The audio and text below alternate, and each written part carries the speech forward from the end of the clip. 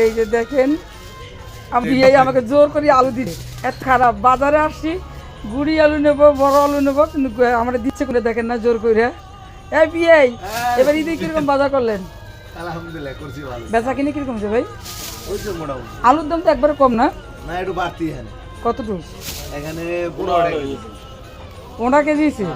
আলহামদুলিল্লাহ। তারপর এখন বাড়বে আস্তে আস্তে না কোলেস্ট্রল এখন তো কোলেস্ট্রল করতেছে না বিয়ে আলু? হ্যাঁ হ্যাঁ স্টোর ঢুকে দিয়েছে। হ্যাঁ সব স্টোর হবে এখন।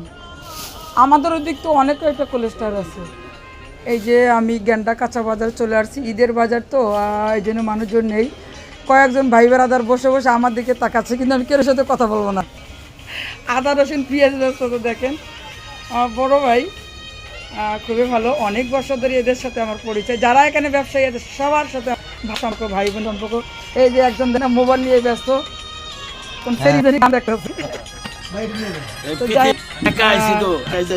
ওই যে গান শুনতে আছে।